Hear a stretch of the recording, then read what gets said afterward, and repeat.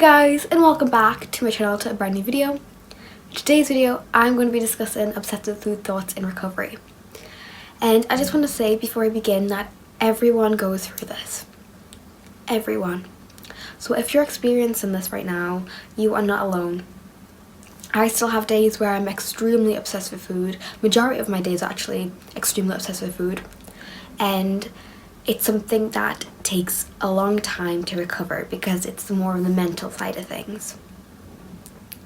So obviously you can give your body what it wants, and that is the only way to get rid of these obsessive food thoughts.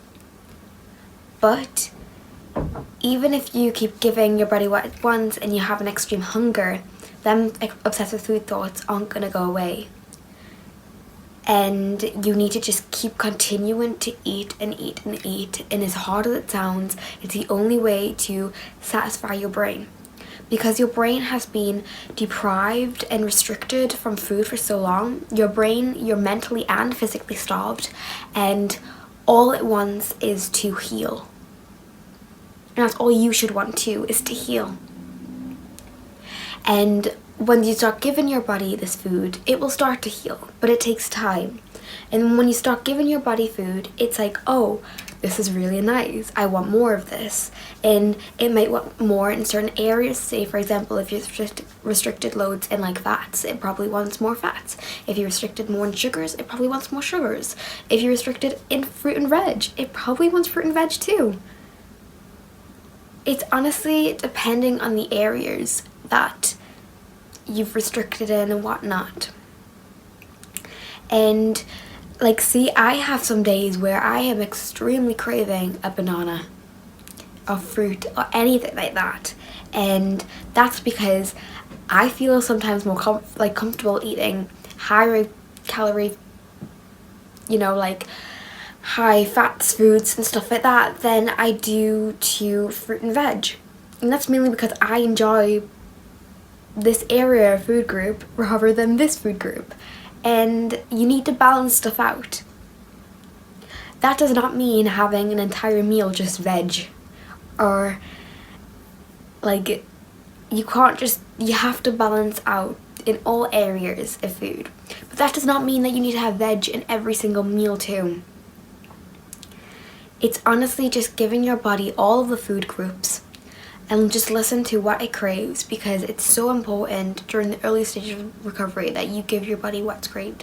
Like for example, I do indulgence days, and indulgence days for me really help me. They satisfy me for some time, and that's the reason why I didn't do an indulgence day last week too, is mainly because I was still satisfied. Like, there was no need to do it. It was kind of just like, I'm still satisfied with it, I don't really need to do it. But then tomorrow or something, I might do an indulgence day because my cravings or whatnot, they have came increasingly more. So I know that I'm going to do indulgence day. So if you're new to my channel and you don't know what indulgence days are, they're basically where I go out for lots of different food, I spend a lot of money on food, and I just indulge and enjoy myself with loads of food, zero restriction.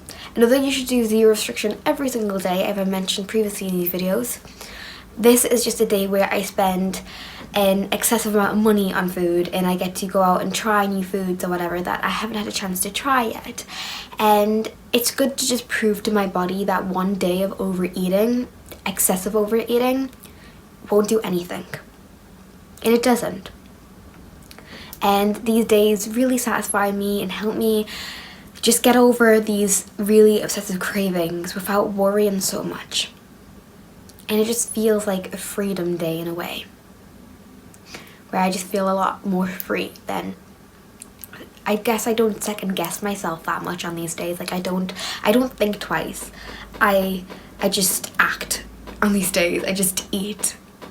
And that really helps me.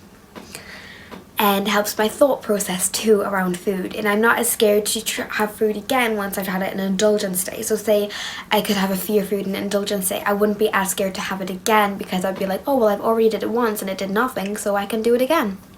on normal days or whatever. So it does really help me. And if you're able to handle ED thoughts and you think that you'd like to do an indulgence day, then go ahead and go for it. It's absolutely amazing and I'm sure you guys will enjoy it.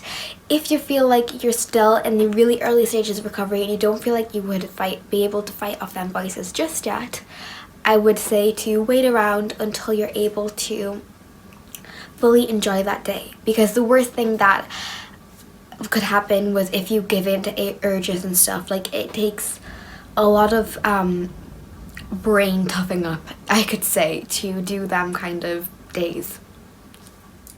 I can't stress enough though how these obsessive food thoughts, if they are distracting you and are affecting your life, the only way to get rid of them is to eat. And these obsessive food thoughts might be because you have extreme hunger, or it might be because you're restricting. If you're not giving your body everything it needs and more, then it's going to have these thoughts. Because your body, your physical body obviously sends, your brain actually sends signals to your stomach or whatever, and you're hungry.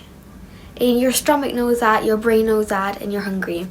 If, however, you have an extreme hunger, you're probably feeling full, but still have them obsessive food thoughts, and they're not going to go away just yet until you satisfy them, unfortunately. So you're going to have to eat more. And I know it's so difficult. I know it's really easy for me to just sit here and be like, you need to just eat, because I know it's not as simple and I know it takes full process, but use this as motivation to eat more. You don't want your life evolving around food. You don't want to be distracted 24/7 because of food. You don't want to be hungry all the time either. So please eat. And please listen to what your body wants, and the food thoughts will eventually go away. For me personally, it hasn't, but as mentioned previously, I know why that hasn't. And I know that's not because I'm restricting, but because my life literally evolves around it, and I'm alright evolving around that. I could have obsessive food thoughts over foods I don't even like that much. Like, for example, like yogi, for example. I just had a really big craving for yogi. And then when I tried it, I didn't actually like it that much, which is okay, because it just means that I know for next time that I'm not really a big fan of it. Like, it's okay, but I wouldn't go out my way to buy that. But that's still a weird craving that I just had that came out of nowhere. I always had weird cravings for, like, the way I view it is, imagine being pregnant and having pregnancy cravings.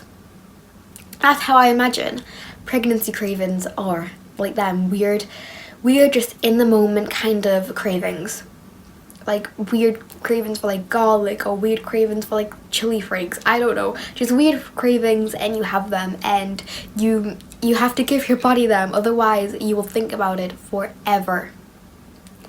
But literally with me, I feel like the reason why I have so obsessive food thoughts is because, especially during my time during bed rest, was really bad. But literally my life evolves around food. Like, and to be honest, it doesn't bother me that much. I know there's a saying thing that we should eat to live, not live to eat. But to be honest, I live to eat. And I am what I would class myself as now a big foodie. And I mean, my Instagram revolves around food. I'm on that all the time. My YouTube revolves around food, and I do that daily. I edit that, so when I'm editing, I'm thinking about food too. And bearing in mind, I post daily videos as well, so I have to think about this daily. I don't really go to school. I only do homeschooling, so I'm not able to be at home, and I'm able to have like snacks during the day, and I'm able to think about food. And when I'm not doing anything, all I do is literally think, what my next meal gonna be? I plan my meal when I'm eating my meal at the same time, which probably sounds extremely obsessive, but like, it's something that is just a huge part of my life. And I know during the future that it won't be, because, for example, I went for a job interview and I got the job, yay! And I'm really excited to do that job, because it'll be distraction away from food, and it'll be something else. And when I go to college, I'm pretty sure that I won't be obsessed with food, because the situations when I am distracted and I don't think about food. So I know that it's possible to not think about food. It's just right now, currently, I'm still thinking about food, and I'm alright with that. If I wasn't alright with that, then I'd get all worked up and all stressed and whatever, and I'd just be kind of in a pit of sadness or whatever, and I don't want to be like that. Like, I don't need to be like that, and right now it's not affecting me. More than anything, it's helping me being so obsessed with food, because it's allowing me to do these indulgence days. It's allowing me to fully enjoy food, and I'm alright with that right now. It would be a different scenario if I was doing work, for example, and I couldn't take my mind off food, and I was becoming unfocused or whatever, and I couldn't do work because of it. Then it would become an issue. But currently it's not. I'm able to multitask and do whatever I need to do during the day, and also do my obsessive food thoughts. So yeah, also a quick little update for you guys. So before I end this video, I just wanted to say that I got my hair cut. As you can tell, it's a bit short now.